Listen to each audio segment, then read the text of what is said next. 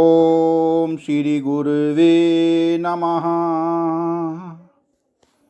ओम शांति शांति शांति।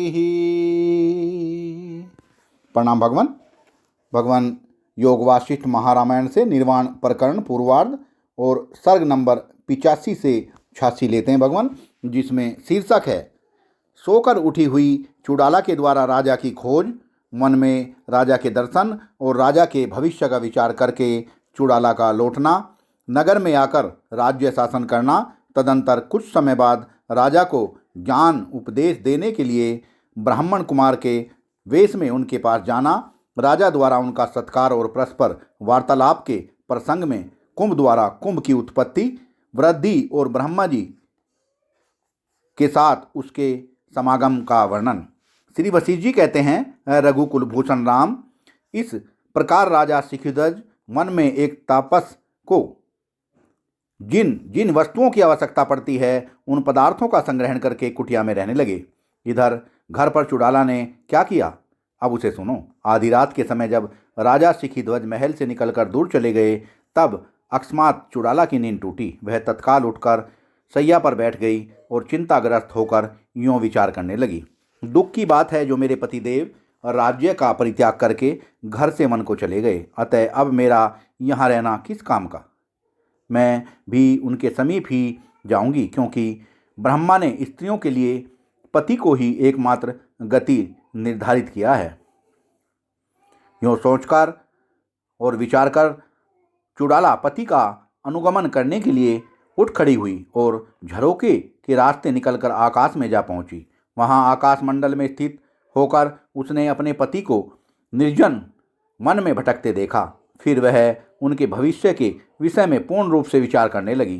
राघव उसने अपने योग बल से राजा को जैसे जिस निमित्त से जिस देश और काल में जितने कार्य का जिस रीति से संपादन तथा जिस प्रकार निर्माण की प्राप्ति आदि करनी होगी, उन सभी अवश्यंभावी विषयों का योग के द्वारा अनुभव किया और फिर उन्हीं के अनुकूल आचरण करने के लिए वह ऐसा सोचकर आकाश से लौट पड़ी कि देव का यही निश्चित विधान मालूम पड़ता है कि कुछ काल के बाद ही मैं इनके समीप जाऊं, अतः अभी मेरा मन में जाना ठीक नहीं है। इस प्रकार निश्चय करके चुड़ाला ने वहां से लौटकर पुनः अपने अंतःपुर में प्रवेश किया।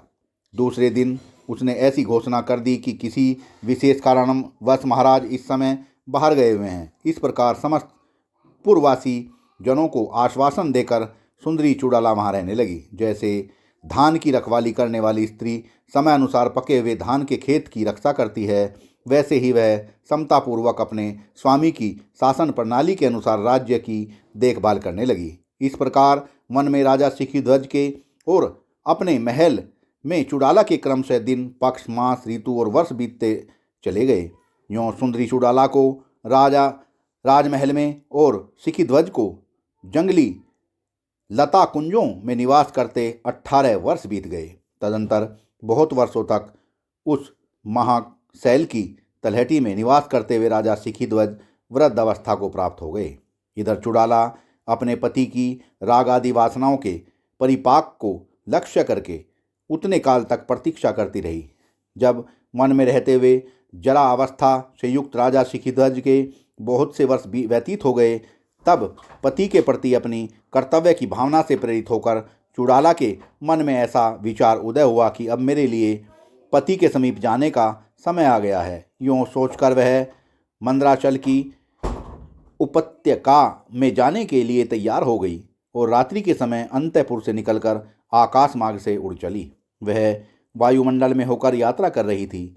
जब वह आकाश के मध्य में पहुंची, तब उसने बादलों में चमकती हुई बिजली का बारंबार अवलोकन किया। उस समय वह मन ही मन कहने लगी, अहो, प्राणियों का स्वभाव जीवन पर्यंत शांत नहीं होता, इसी कारण आज मेरा भी मन उत्कंठित हो गया। किंतु सखे चित्त, यह तुम्हारा कोई दोष नहीं है, क्योंकि तुम्हारी उत्कंठा तो अपने स्वामी के प्रति है ना।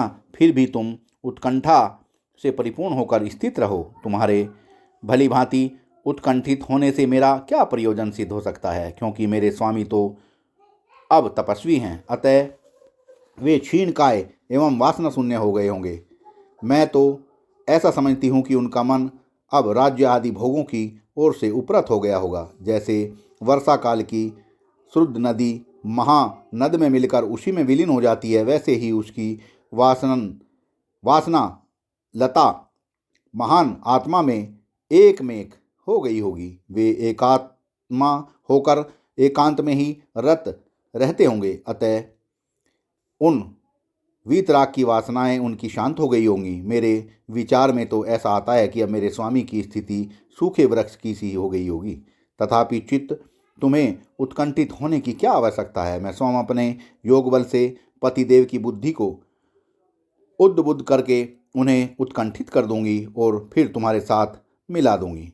मैं अपने मुनि स्वरूप स्वामी के इच्छा रहित मन को समता युक्त बनाकर राज्य में ही नियुक्त करूंगी और फिर हम वहां दोनों चिरकाल तक सुखपूर्वक निवास करेंगे। अहो, निश्चय ही चिरकाल के पश्चात मैं इस शुभ मनोरथ को प्राप्त करूंगी। यों सोचकर चुड़ाला आकाश मार्ग से उड़ती हुई पर्वतों, देशों, मेघों तथा दिगांतों को लांघकर मंदराचल की उस कंदरा के निकट जहाँ पहुँची, वहाँ वह अदृश्य रूप से आकाश में ही स्थित रही।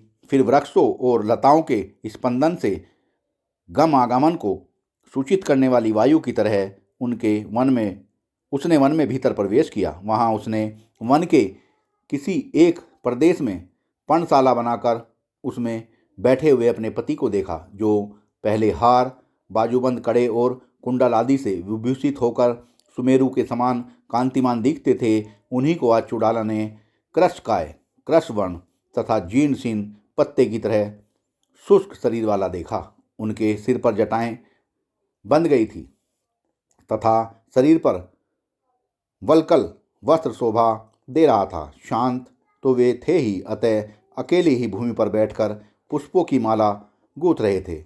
उन्हें देखकर सर्वांग सुंदरी चुड़ाला का मन कुछ खिन्न हो गया। फिर वह मन ही मन कहने लगी, अहो, मेरे पति की यह कैसी अज्ञान भरी मूर्खता है। इसी मूर्खता के प्रसाद से ही ऐसी दशाएं आई है। ये शोभाशाली नरेश मेरे परम प्रिय पति हैं। इनका हृदय गाढ़ मोह से आहत हो गया है, इसी कारण ये इस दशा को प्राप्त हुए हैं। अतः अब मैं इन्हें सर्वोत्तम ज्ञान प्रदान करने के लिए अपने इस रूप का परित्याग करके किसी अन्य रूप से इनके समीप जाऊंगी, क्योंकि यदि मैं इस रूप में जाती हूँ तो यह बाला मेरी प्रिया है, यूँ समझकर ये मेरे कथन पर भली भांति ध्यान नहीं देंगे। इसलिए तपस्वी का वेश धारण करके इनके सामने उपस्थित होकर मैं क्षण भर में इन्हें प्रबुद्ध कर दूंगी। इस समय मेरे स्वामी की बुद्धि राग आदि वासनाओं के परिपाक से परिपक्व हो गई है। अतः अब इनके निर्मल चित्त में आत्म तत्व भली भांति प्रकट हो सकता है। यूँ मन ही मन विचार करके चुड़ाला थोड़ी देर तक ध्यान मग्न हो गई। फिर तत्काल ही जल तरंग की तरह उसका रूप बदल गया और वह ब्राह्मण कुमार के रूप में परिवर्तित हो गई। फिर तो वह उसी रूप से उस जंगल में उतर पड़ी और अपने पतिदेव के सामने जाकर खड़ी हो गई। उस समय उसका मुख मंद मुस्कान से सुशोभित हो रहा था।